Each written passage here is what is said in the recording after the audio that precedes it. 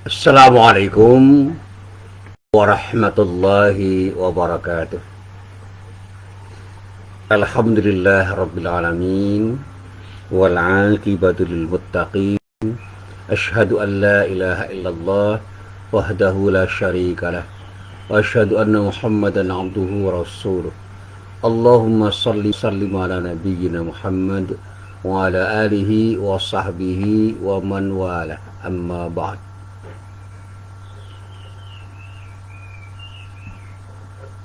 Bapak-bapak, ibu, para jamaah yang dirahmati Allah. Alhamdulillah, pada pagi hari ini Allah masih memperkenankan kita untuk bertemu. Dan kita berharap mudah-mudahan pertemuan kita benar-benar menjadi pertemuan yang mendapatkan ridho dari Allah Subhanahu wa Ta'ala. Amin. Para jamaah yang dirahmati Allah, kemarin siang saya itu tiba-tiba kaget karena ada kucing tiba-tiba meloncat dan berlari. Saya berpikir ada apa itu? Ya, kucing meloncat itu biasa, kucing berlari itu biasa, tapi kok tiba-tiba ada kucing melompat dan berlari? Karena penasaran, saya lihat di sekitar kucing yang sudah tidak ada di situ, ada bekas darah di situ. Karena ada bekas darah, saya penasaran. Saya teliti di sekitar darah itu. Ternyata ada seekor tikus yang agak besar, itu berdarah dan terengah-engah itu. Nah, disitulah kucing itu berada sebelum dia berlari dengan lompatan yang menandai bahwa dia terkejut. Kesimpulan pertama saya, ada pertarungan antara kucing dan tikus karena insting kucing itu ingin menangkap tikus, tetapi tikusnya terlalu besar sehingga mungkin ada pertarungan yang mengakibatkan kucing itu merasa tidak nyaman dengan pertarungan itu sehingga meloncat dan berlari. Ini kemungkinan yang pertama. Kemudian yang kedua, memang tikus itu sudah berdarah waktu ada di situ, sehingga begitu kucing melihat, kucing tidak segera menangkap, tetapi justru khawatir. Andai kata ditangkap, maka terjadi sesuatu yang mungkin memberikan dampak buruk bagi si kucing. Dan ketika tikus itu menandai akan segera melawan si kucing yang sedang mencoba untuk menangkap si tikus atau bersiap-siap untuk merekam tikus itu, kucingnya pun kemudian tidak berani menangkap dan memilih untuk berlari. Ini kemungkinan yang kedua. Nah, kemungkinan yang lain mungkin masih ada, tetapi untuk sementara simpulan saya ada dua itu. Karena banyak di antara kucing itu yang sekarang takut pada tikus yang besar karena tikusnya itu melawan. Dan kalaupun kucingnya itu berani merekam, kucingnya tidak bisa memakan tikus itu karena terlalu besar. Nah, tikus-tikus besar itu sekarang banyak sekali di seputar kita.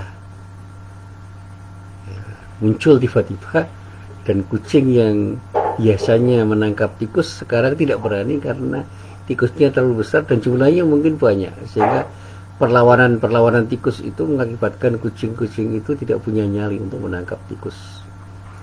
Nah, lalu dari situ saya membangun metafor.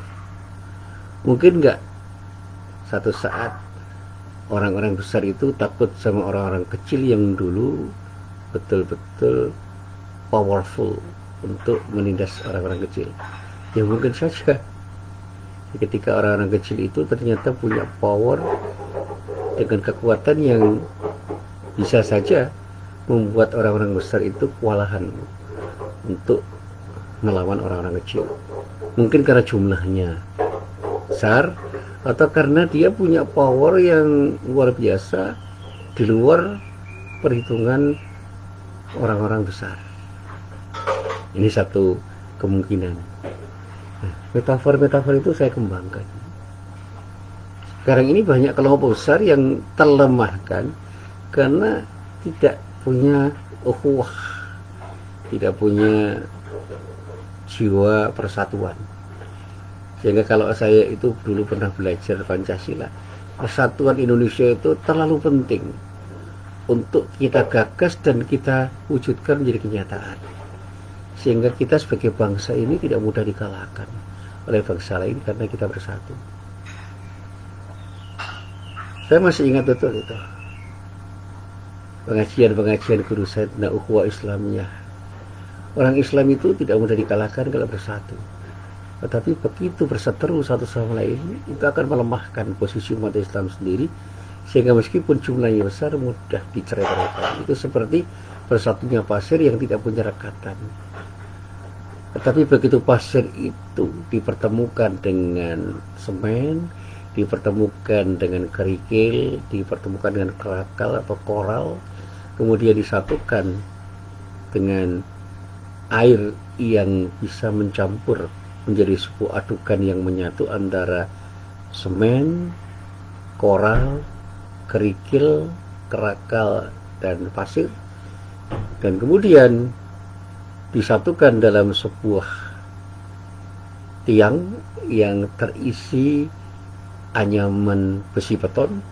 Itu akan menjadi besi beton yang sangat kuat, yang bisa menyangga sesuatu yang berat sekalipun, apalagi ketika disangga oleh fondasi yang sangat kokoh yang bisa menyangga bangunan-bangunan yang sangat berat. Nah, ini kekuatan besi beton. Nah, sekarang apakah bangsa Indonesia itu seperti besi beton yang menyatu dengan pasir, koral,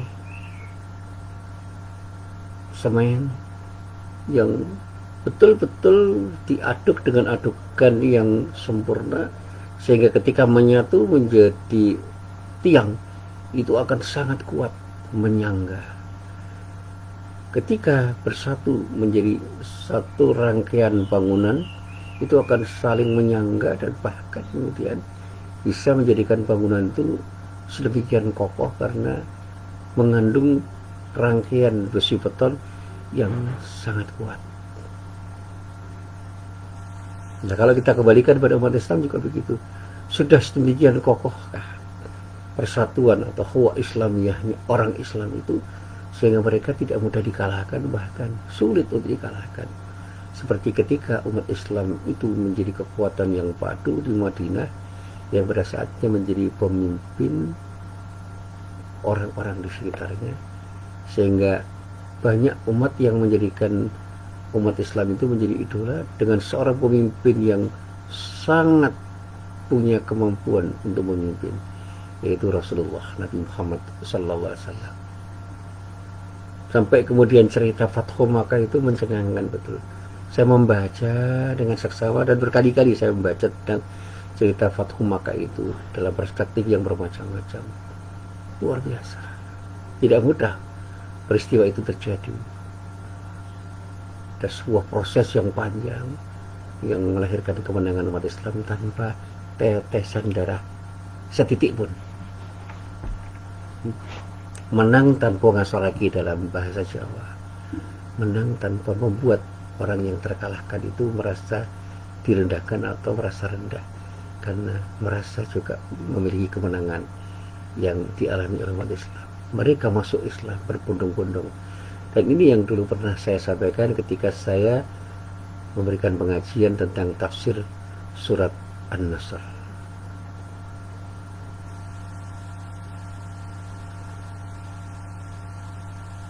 Dan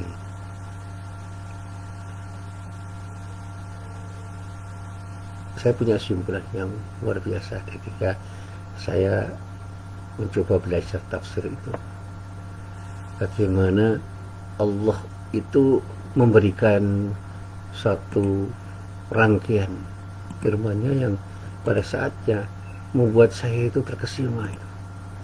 Sebegitu rupa umat Islam itu punya kekuatan yang luar biasa ketika umat Islam itu bisa menjadi umat Islam yang kokoh karena ukhuwah yang mereka bangun, dan mereka punya kualitas yang luar biasa, dan pada saatnya menjadi pemenang ketika berkompetisi dengan banyak orang. Nah, para jamaah yang dirahmati Allah,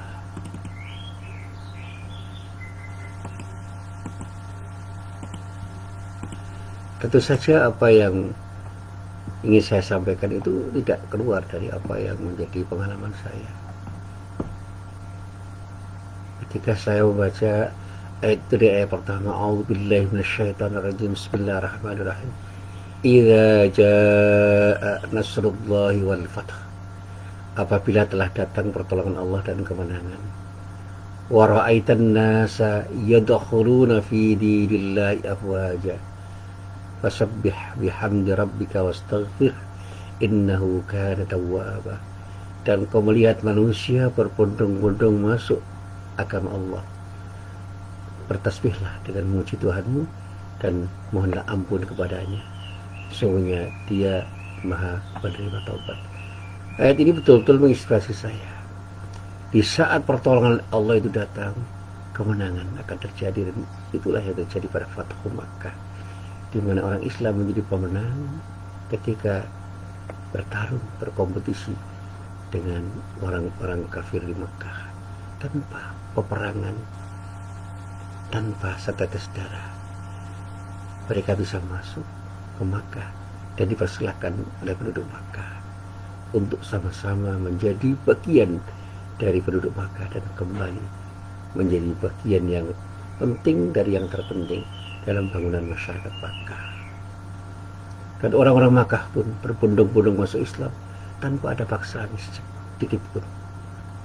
Dan kita diminta untuk bertasbih dengan memuji Allah dan mohon ampun atas kesalahan yang pernah kita lakukan. Dan kita yakin bahwa Allah itu menerima taubat. Kesalahan sebesar apapun akan mendapatkan maghfirah dari Allah ketika kita bertaubat dengan taubat dan nasuha. Nah, para jamaah yang dirahmati Allah, inilah yang ingin saya sampaikan pada para jamaah. Jangan pernah kita tergesa-gesa untuk meraih kemenangan. Siapkan diri kita untuk menjadi calon pemenang yang memang layak untuk menjadi pemenang, karena kita punya kualitas sebagai pemenang.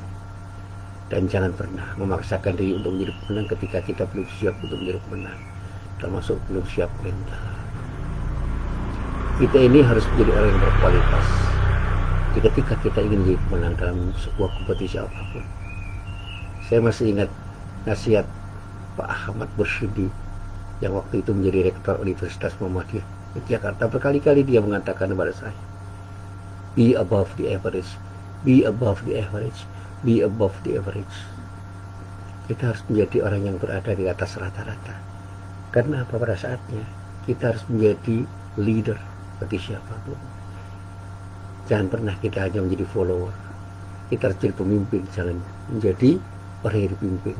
Kita pada saatnya harus jadi imam. Pada saatnya kita harus jadi imam. Jangan hanya jadi makmum. Dan untuk menjadi imam, kita harus punya kualitas yang lebih baik daripada makmum kita.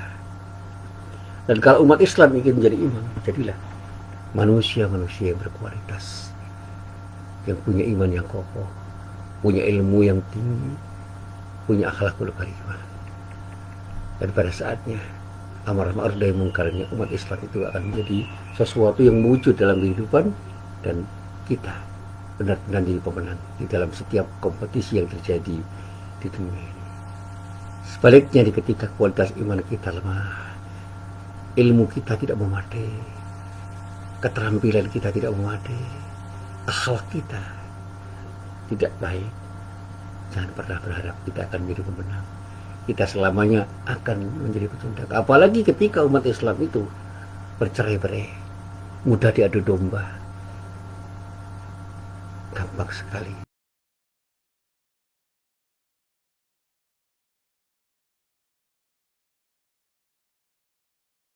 untuk jadikan sebagai alasan untuk tidak bersatu. Sayang, sampai saat ini kesadaran untuk berukhuwah itu belum cukup kuat, apalagi ketika kita diusik dengan gangguan-gangguan yang disebut dalam bahasa Jawa dengan iming-iming, janji-janji yang membuat kita tergiur, sehingga ukhuwah itu kita lepaskan begitu saja hanya karena iming-iming atau janji-janji yang mempesona itu. Janji-janji itu bisa jabatan, bisa uang dan sebagainya. Naudzubillah. Dan saya sebagai orang Indonesia itu bangga menjadi orang Indonesia. Maka persatuan Indonesia sebagai bagian dari sila yang ada dalam Pancasila itu benar kita wujudkan dalam kehidupan berbangsa dan bernegara.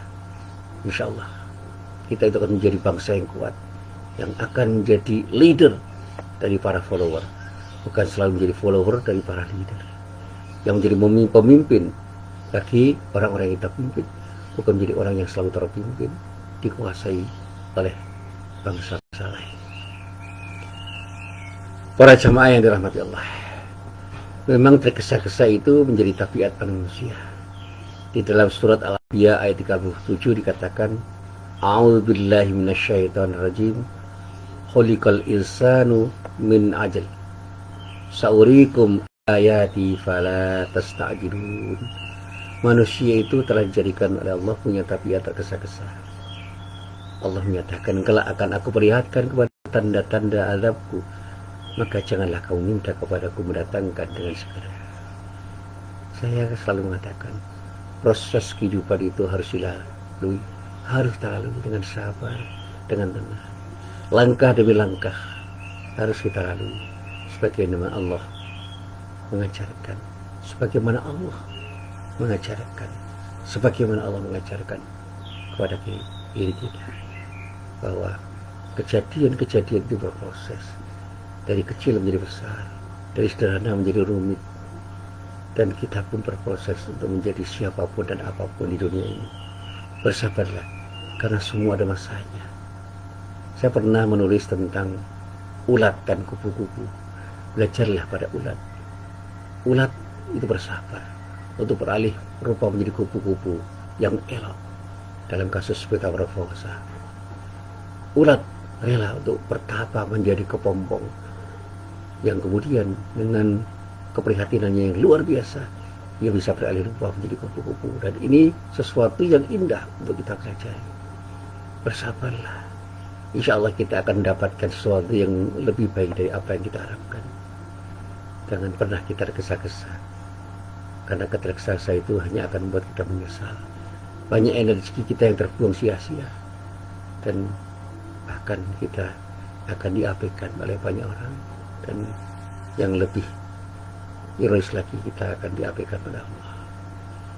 Jangan pernah kita mengupayakan sesuatu dengan cara yang tidak lazim untuk kita upayakan, dengan sikap tergesa-gesa kita. Jangan pernah kita makan obat overdosis untuk hanya ingin diri kita sembuh dari penyakit. Kita memang punya kelemahan, tapi jangan tergesa-gesa memperbaiki diri dengan proses yang tidak lazim, proses yang mengindikasikan kita itu tidak sabar. Tergesa-gesa merupakan sikap yang tercela, dan oleh karena itu kita harus menghindari. Rasulullah bahkan pernah mengatakan, at-ta'anni minallah wal ajalatu minasyaitan. Tergesa-gesa atau ketidaktenangan itu datangnya dari siapa? Dari setan. Sementara ketenangan itu datang dari Allah. At-ta'anni minallah, ketenangan itu datang dari Allah, wal ajalatu minasyaitan. Sedangkan tergesa-gesa itu datangnya dari setan. Ini peringatan dari Rasulullah. Tergesa-gesa itu memang bisa terjadi pada semua orang, dan itulah bisikan setan yang membuat kita nanti akhirnya menyesal. Kita memang diajukan bersegera untuk melakukan sesuatu yang bisa kita segerakan, tapi bukan berarti bersegera itu dengan tergesa-gesa. Bersegeralah untuk sholat, bersegeralah untuk berpuasa, bersegeralah untuk menikah, bersegeralah untuk berbuat sesuatu. Bahkan orang barat pun punya adab yang, don't put off until tomorrow what you can do today. Para jamaah yang dirahmati Allah, sekali lagi saya selalu mengatakan, berpikirlah dengan tenang, dengan pikiran yang jernih, dengan hati yang lapang. Apalagi ketika melihat kejadian-kejadian yang terjadi di seputar kita, jangan tergesa-gesa kita mengambil kesimpulan, karena boleh jadi kejadian itu adalah bagian dari kejadian-kejadian lain yang menyertai atau mengawalinya, atau bahkan sebuah kejadian itu dirancang oleh orang untuk bisa menjadikan kejadian-kejadian lain itu terjadi sebagai akibat dari kejadian yang telah dirancang itu. Saya pernah melihat ada anak kecil yang membawa petasan. Kemudian dia lemparkan petasan itu di tengah-tengah kerumunan ibu-ibu yang sedang pulang dari pengajian subuh. Anak itu punya maksud ibu itu agar kaget dan berlari. Ternyata betul, ketika petasan dilemparkan dan meledak, ibu-ibu kaget dan berlari. Akhirnya ada yang terantuk batu, ada yang terpeleset, dan bahkan ada yang terkaget-kaget sampai terengah-engah ketika berlari. Anak kecil itu senang. Itu maksud dan tujuan yang jelas dari anak kecil ketika melempar mercon atau petasan. Jadi tidak tiba-tiba dia ingin melempar, tapi ada sesuatu yang dia tuju. Nah, ketika seseorang itu berbuat, dia punya maksud dan tujuan tertentu, yang dengan itu kemudian dia puas ketika maksud dan tujuannya tercapai. Keinginannya untuk berbuat sesuatu itu bisa menggebu-gebu karena dia punya sesuatu yang menjadi targetnya, dan ketika target tercapai dia senang. Dan ketika kita diprovokasi oleh orang dengan sebuah kejadian yang ada di sekitar kita, jangan tergesa-gesa mengambil kesimpulan dan jangan tergesa-gesa untuk bersikap, karena boleh jadi kejadian itu memang dirancang oleh orang itu untuk membuat kita tergesa-gesa untuk bersikap sehingga kita kecewa dengan apa yang kita sikapi. Nah, para jamaah yang dirahmati Allah, kejadian itu bermacam-macam. Saya pernah belajar ilmu politik, saya pernah belajar tentang sesuatu yang terkait dengan persoalan politik, dan saya diajari oleh guru-guru saya, jangan melihat peristiwa politik itu sebagai sebuah peristiwa tunggal. Selalu ada kaitan antara satu peristiwa dengan peristiwa yang lain. Saya pernah belajar sosiologi dan selalu diajari ada kaitan antara satu hal dengan hal yang lain. Orang bisa begini dan begitu karena begini dan begitu. Karena begini dan begitu, maka akan terjadi sesuatu yang begini dan begitu. Ini satu penalaran yang mudah untuk kita jadikan seperti alas berpikir lebih cermat ketika melihat sebuah kejadian. Nah, para jamaah yang dirahmati Allah, saya masih ingat betapa ketika saya belajar tentang sejarah kehidupan tokoh-tokoh yang bisa menginspirasi saya. Ada proses yang mengalir pada setiap kejadian itu. Saya belajar tentang Nabi Ibrahim dan peristiwa yang dialami. Bagaimana kesabaran Nabi Ibrahim ketika harus melawan tirani dari Raja Namrud. Bagaimana proses Nabi Ibrahim untuk mencari Tuhan. Bagaimana Nabi Ibrahim bersabar untuk kemudian mendapatkan anugerah berupa anak dari seorang istri yang namanya Hajar. Betapa Hajar itu bersabar untuk mencari air. Dia mondar-mandir pulang pergi antara dua bukit yang kecil, Sofa dan Marwah, sehingga dia mendapatkan setetes air untuk putranya yang bernama Ismail, dan kemudian sekarang mengalir menjadi sumur Zam-Zam. Contoh kesabaran juga bisa diambil dari kisah Nabi Yusuf alaihissalam yang pernah dibuang ke sumur oleh saudara-saudaranya, terpisah dari ayah kandungnya, dipenjara sebagai tahanan karena fitnah yang dilakukan oleh seorang wanita, hingga pada akhirnya ia menjadi seorang pembesar di Mesir. Nabi Yusuf alaihissalam melalui perjalanan yang amat panjang untuk mendapatkan kesuksesan. Sebagaimana juga Rasulullah Nabi Muhammad SAW yang rela dicerca, dihina, diremehkan, direndahkan, bahkan pernah dilempari batu hingga cedera pada kedua kaki, yang terjadi pada kasus ketika dia berhadapan dengan Bani Sakif ketika beliau hijrah ke Taif. Begitulah proses langkah demi langkah beliau lalui dengan sabar, yang kemudian berlanjut pada perjuangannya ketika beliau kembali ke Makkah. Pada batas waktu yang telah ditentukan, Rasulullah membawa umat Islam mendapatkan kemenangan karena kesabaran dan tidak tergesa-gesa untuk meraih kemenangan. Seorang anak kecil yang belajar berjalan tidak lantas tiba-tiba bisa berjalan bukan berlari. Dia harus merangkak lebih dahulu. Itu pun tidak bisa dia lakukan ketika dia masih di bawah 9 bulan. Dia belajar untuk merangkak, dia belajar untuk berdiri, dia belajar untuk berjalan tertatih-tatih dan bukan tidak mungkin terjatuh-jatuh berkali-kali. Akhirnya bisa berjalan dan berlari. Saat pertama berjalan pun tidak lantas dia langsung berlari. kadang-kadang keseimbangannya hilang, terjatuh, butuh beberapa waktu bagi si bocah untuk bisa benar-benar berjalan dengan seimbang. Dan itulah waktu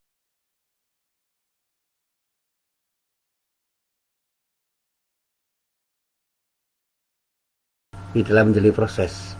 Manusia itu seringkali tidak bersabar, dia ingin mempercepat waktu. Contoh yang paling mudah, ketika kita itu sedang mengalami musibah, kita ingin segera musibah itu hilang tanpa melihat ada sebuah proses yang harus dilalui, ada usaha yang tergesa-gesa dilakukan untuk mendapatkan sesuatu yang diharapkan, tetapi usaha itu sia-sia karena memang belum waktunya. Termasuk dalam hal yang terkait dengan pandemi COVID-19 itu, janganlah kita tergesa-gesa, ayo kita bersabar melalui proses untuk mendapatkan sesuatu yang lebih baik, dengan mematuhi sesuatu yang betul-betul harus kita patuhi, dengan tanpa sikap paksa, gelisah, cemas dan panik. Ayo kita lalui semuanya dengan tenang, dan kita kembalikan semuanya pada Allah dengan sikap tawakal. Para jamaah yang dirahmati Allah, akhirnya saya harus mengatakan, bersabar itu kata kuncinya. Jangan mudah untuk bersikap tergesa-gesa di dalam menghadapi semua hal, termasuk di dalam respon sesuatu yang terjadi, sehingga kita pada akhirnya tidak menyesal dengan sikap yang kita miliki. Ayolah kita berpikir cermat, ayolah kita berhati-hati, ayolah kita bersabar untuk melalui sebuah proses dalam rangka meraih sesuatu yang kita tuju, dengan harapan mudah-mudahan Allah mengantarkan kita untuk melalui jalan yang terbaik dalam rangka untuk meraih apapun yang kita cita-citakan. Inilah ajaran Islam yang sangat indah. Bersabar itu adalah sesuatu yang indah bagi orang yang bisa menikmati kesabaran. Man sabara dhafira. Siapapun yang bersabar, dialah orang yang akan mendapatkan kemenangan. Itulah kata para ulama. Dan inilah yang selalu menginspirasi saya. Innallaha ma'as-sabirin. Sesungguhnya Allah selalu menyertai orang-orang yang bersikap sabar. Para jamaah yang dirahmati Allah, inilah apa yang bisa saya sampaikan. Mudah-mudahan apa yang bisa saya sampaikan itu bisa menginspirasi bapak-bapak, ibu-ibu, dan saudara-saudara sekalian pada acara kuliah subuh ini. Dan mudah-mudahan apa yang bisa saya sampaikan itu semakin menyadarkan diri saya untuk bersabar dalam berproses meraih sesuatu yang saya cita-citakan. Mari kita saling mendoakan, mudah-mudahan kita berhasil meraih sesuatu yang terbaik yang memang kita cita-citakan dan mendapatkan ridho dari Allah Subhanahu wa ta'ala. Amin ya rabbal alamin. Wassalamualaikum warahmatullahi wabarakatuh.